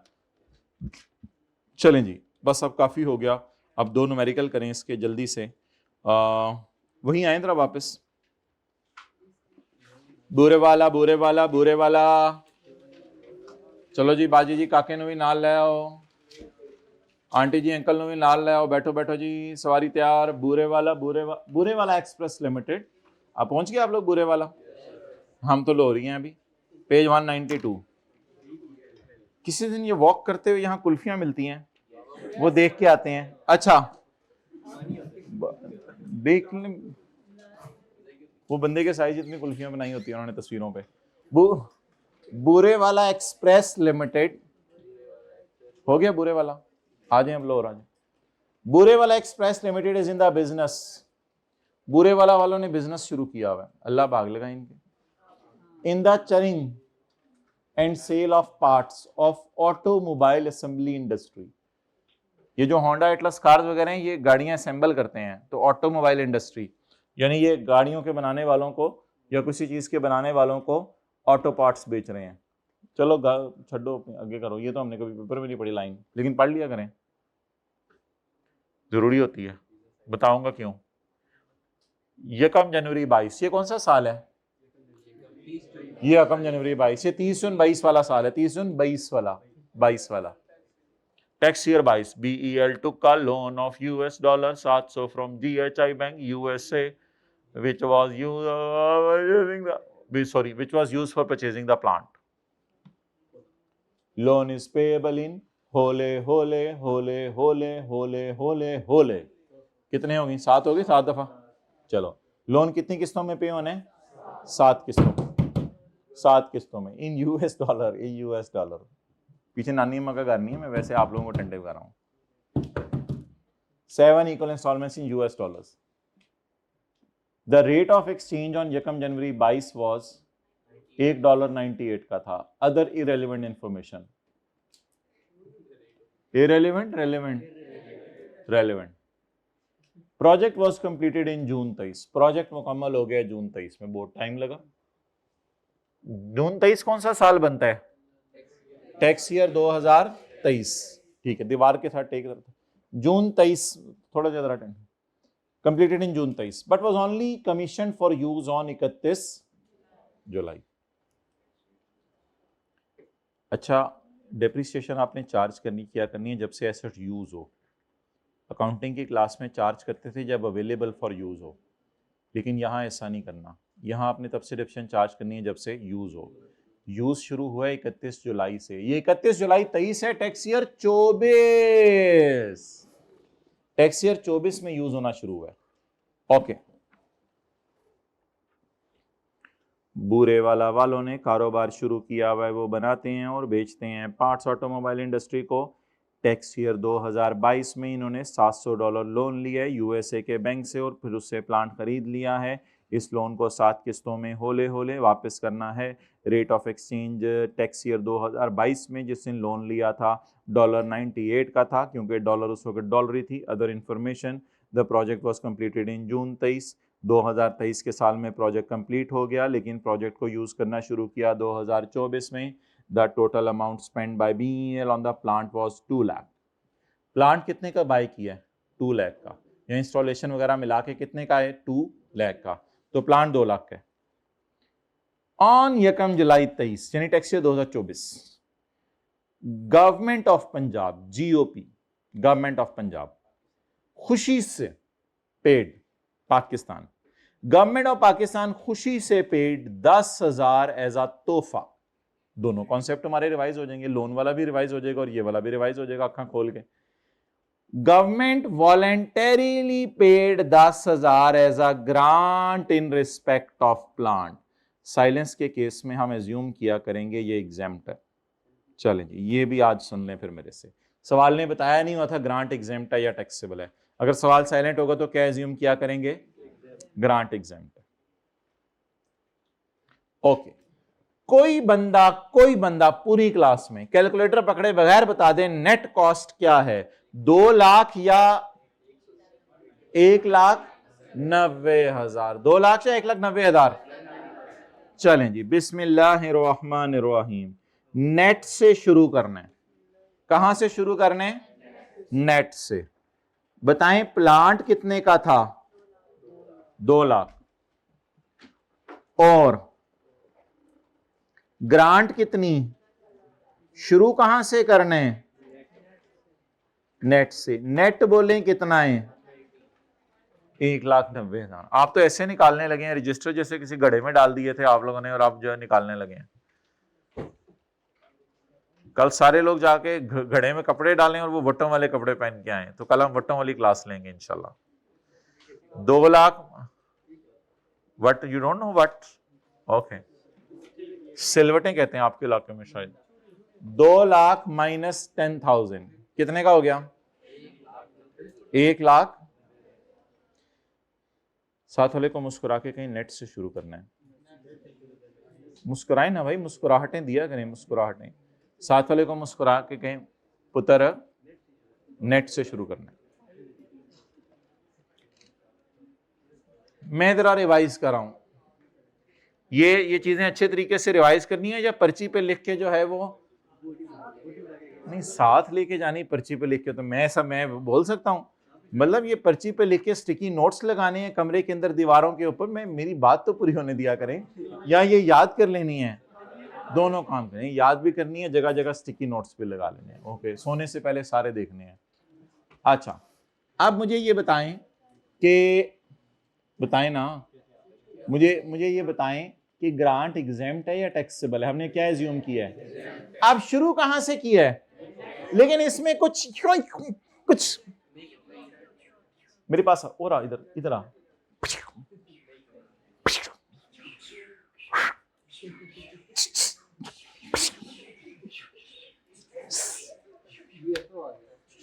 Okay, इसमें कुछ नहीं करना और बॉल पॉइंट मुंह से निकाल, इसमें कुछ नहीं करना और बस।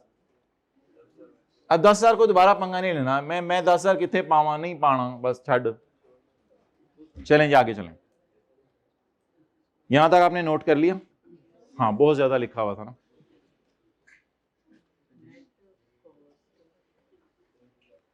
जिंदगी में शुरू नेट से करना है, जिंदगी में बोलते नहीं, बोले जिंदगी बेबंदगी शर्मिंदगी, जिंदगी जिंदा दिली का नाम है, मुदा दिल क्या खाक जिया करते हैं। आगे चलें। द फर्स्ट इंस्टॉलमेंट कितनी of $100 at the then rate of exchange was, $1 कितने का हो गया हुआ था? 100 रुपए का। $1 कितने का हो गया था? सॉरी ऊपर से नहीं पढ़ा हमने। The first instalment towards repayment of dollar was paid on 30 June 24। 30 June 24 के साल में लोन भी रीपे हो रहा है। हाइब्रिड में जाना नहीं, लोन रीपे हो रहा है।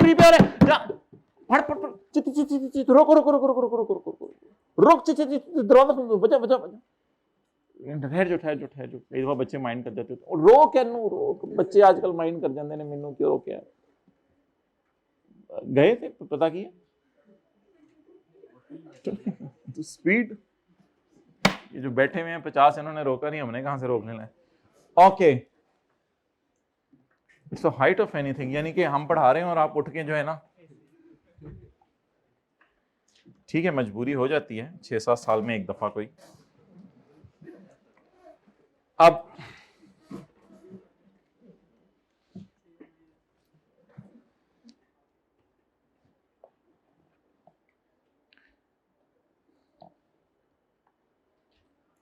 The first instalment of $100 was repaid, ये पे कर दी गई है। उस वक्त डॉलर कितने का है? 100 का। अच्छा मुझे बताएं, मैंने लोन लिया से खेलना है? जिंदगी खिलवाएगी आपको। मैंने लोन लिया से खेलना है, मैंने लोन वापस किया से खेलना है, या मैंने रिमेनिंग पेएबल से खेलना है? $700 से खेलें, $100 से खेलें? $100 से खेलें। चलें आज बिस्मिल्लाहिर्रहमानिर्रहीम खेलना शुरू करते हैं। लेकिन एक वर्किंग कर लीजिएगा साइड पे, वर्किंग।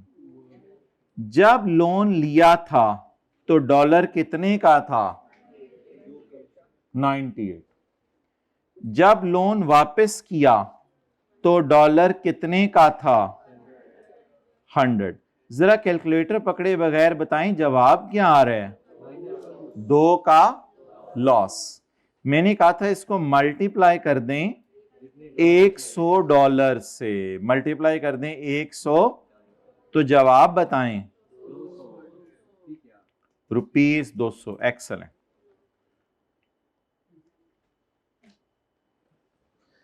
$200 का लॉस आया। बोलें if an asset is purchased with a loan from foreign currency, then change in foreign currency will be added / deducted from the cost of the asset. For further details, contact me. Indirect message. हाँ जी, dollar के साथ multiply करें तो देखिए ये rupees है ना, यानी $2 का लॉस आया $1 पे, तो $1 पे $2 का लॉस आया ना, तो मैंने $100 वापस किए तो मुझे पाक रुपीस में 200 का लॉस आ गया। ये तो मैं बता रहा हूं। $1 जब लिया था तो 98 का था, $1 जब वापस किया तो 100 है, तो $1 पे मुझे $2 का नुकसान आया, तो $100 पे तो $200 का ही आएगा ना। बोलें एक मिनट को पूछ लेने दें, ठीक है क्लियर? चलें।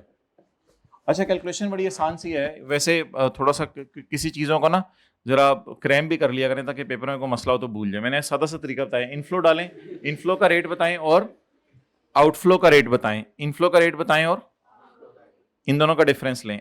अगर लॉस आ जाए, अगर नेगेटिव आ जाए तो उसको लॉस लिखते हैं। और मल्टीप्लाई किससे करते हैं? रीपेमेंट से या $700 जो लोन लिया हुआ है। आप बताएं कितना लॉस है? Add exchange loss on repayment कितना? 200 शर्मा रहे 1,90,000 के सामने। मैं छोटा सा आपके पास आया हूं। उसने कहा नहीं तू भी बहुत बड़ा है, आजा चल, दोनों इकट्ठे हो जाते हैं। अल्लाह अकबर, क्या 1,90,000 का ज़र्फ था। कहा आजा हम दोनों इकट्ठे हैं, हम अब मैं और तू साथ साथ चलेंगे जिंदगी में। सेक्शन 76 बोला यही वो कॉस्ट थी जिसको डेप्रीशिएट करना था। बुरे वाला, यही वो कॉस्ट थी जिसको डेप्रीशिएट करना था। वो कॉस्ट निकल आई। Less initial allowance, oh initial allowance plant. Initial allowance हर जगह 25% होता है, 24 वाला कोई प्रोग्राम नहीं है।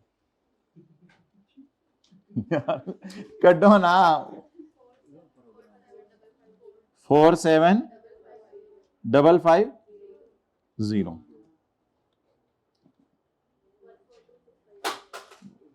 बच तो नहीं, 142650।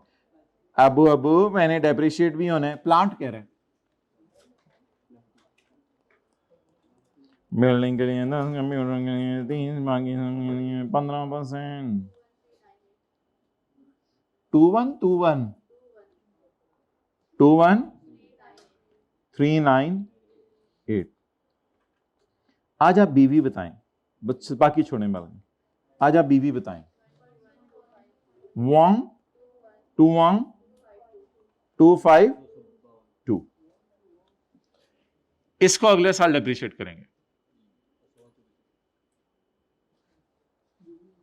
आप बताएं ये किस साल का डिप्रेशन है? ये किस साल का इनिशियल अलाउंस है? 2024। और ये किस साल की डेप्रिसिएशन है? पहले साल। क्या हुआ जल्दी जाने? कैलकुलेटर घूम गया, अल्लाह दे। और तो इनिशियल अलाउंस भी माइनस करना है और डेप्री बस क्लास के एंड पे भी याद आ जाए, बड़ी बात है कैलकुलेटर।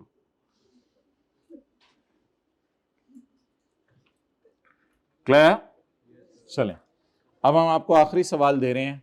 आप अगर 3 मिनट में कर लें तो बहुत अच्छी बात है, नहीं तो जो है वो फिर 4 मिनट में कर लें। अब मुझे बता दें इसमें कितनी चीजें कॉन्सेप्ट टेस्ट हुए? 2। हमने दोबारा 10,000 को ऐड क्यों नहीं किया? कोई अच्छा बच्चा मुझे बताए। क्योंकि ग्रांट क्या थी? एग्जाम थी। ग्रांट क्या थी? एग्जाम थी।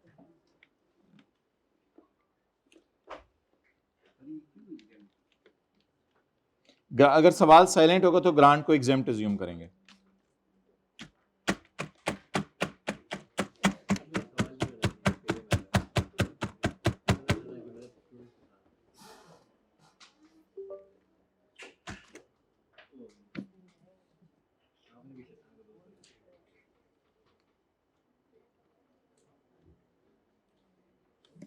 भाई 2 दुश्मन है आपके, शैतान और नफ्स। और उलमा से सुना है कि शैतान को नफ्स ने धोखा दिया था, क्योंकि शैतान का तो शैतान। अच्छा कोई अच्छा तो सुने, एक कदम नफ्स पे और दूसरा जन्नत में।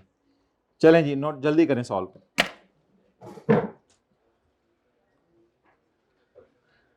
ये वतन तुम्हारा है, जल्दी करें सॉल्व। हो गया, वेल डन। एक भाई ने कर लिया। 80 वाले सवाल पढ़ ले, उन लोग की करके भी फारग हो गए।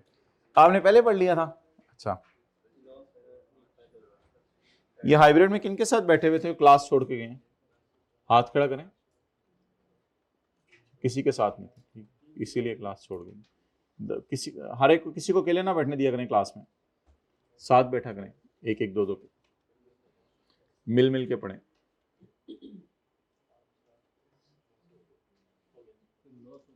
चलो माय डियर जल्दी करें, जल्दी करें, फिर रिक्शे वाले ने भी आना है, बस वाले ने भी आना है, जहाज वाले ने भी आना है, जल्दी करें। कितने लोग 11 नंबर यूज करते हैं? 11 नंबर टांगे हैं। टांगों को कहते हैं ना 11 नंबर। मैं 11 नंबर पे घर आता हूँ। Well done. 11 नंबर वाले एक्टिव रहते हैं।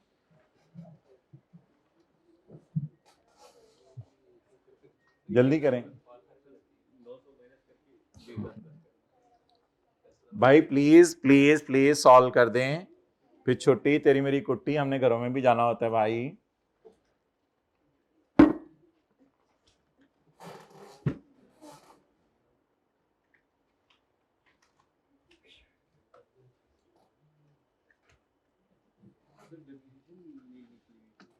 डेप्रिसिएशन नहीं निकली हुई इसलिए कि कॉस्ट मांगी हुई है। हद होगी, सुबह सुबह पंगे लेते हो। ना करें क्या, मेरी किताब है। An entity decided to finance the cost of purchasing a planet with a loan in foreign currency. तेरे डिसीजन हमें मरवा देते हैं। It obtained loan amounting to $2000 on यकम में when the exchange rate was $140। एक का एक डॉलर 140 का है। जिसने लोन लिया $1 कितने का है? 140 पाक रुपीस का। On 30 June first repayment of $300 was made. जब लोन वापस किया तो डॉलर कितने के? 130। अल्लाहु अकबर। +3। अल्लाहु अकबर, अल्लाहु अकबर। 3 का क्या आ गया? गेन आ गया। एसर कितने का परचेज किया है? लेकिन हम नेट से शुरू करेंगे। जिंदगी में कहां से शुरू करेंगे? नेट से। Subsidy receive from government is 20,000। आगे ना देखें अभी, वो फिर बाद में देखेंगे। एसर कितने के? 5 क्या करोड़।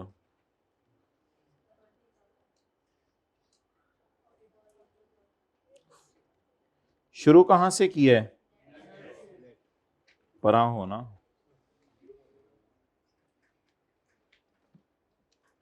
आंखें बंद करें। देख रहे हैं कि क्या करने लगे। भाई मैं की करना है? मैं ये आंखें बंद करें मुंह खोलें, आपको मैं टॉफी खिलाएंगे? इधर देखें।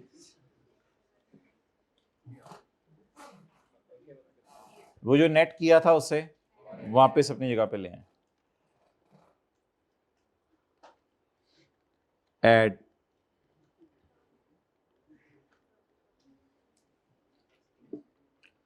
आप बताएं कितने डॉलर का लोन लिया था,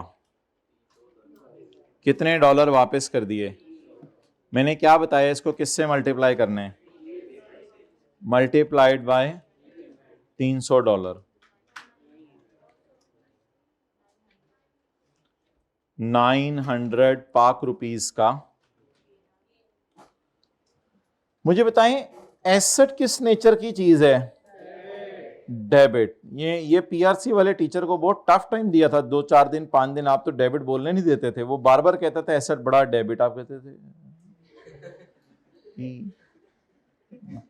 वो तो बच्चों ने किसी ने बताया था, तो मैथमेटिक्स जैसी होती है अकाउंटिंग। वो तो जब अकाउंटिंग की क्लास में है तो पता चला कि कैपिटल क्रेडिट ही नहीं समझ आ रहा पूरी जिंदगी, कैपिटल क्रेडिट क्या होता है। अच्छा, बहरहाल वो आपके बचपन के दिन थे। आप तो माशाल्लाह बड़े हो गए हैं। एसेट क्या होता है, किस नेचर का? डेबिट नेचर का। और गेन रख लें, कैलकुलेटर रख लेंगे तो 10 सेकंड लगते होते हैं पैक करने में। तो ज्यादा सामान भी हो तो 5 मिनट लग जाते हैं। तो पूरा घर का सामान भी कमरे का डालना हो तो 5 मिनट लग जाते हैं। थोड़ा सा मैं मौका, थोड़ा मौका ढूंढ के ना रखते हैं। उठे क्लास में ये वाला टाइम भी जाया करा दिया। अच्छा, एसेट किस नेचर की चीज है? डेबिट। और gain less, gain on repayment. On तो ऑन हो गया मैंने लगता है। Gain on repayment.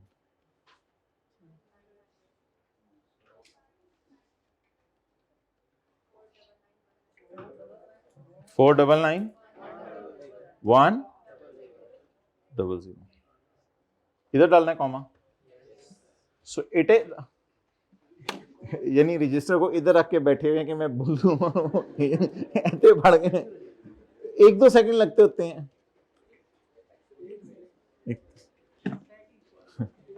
कितने लोगों की ये फिगर्स निकल आई थी? चलें,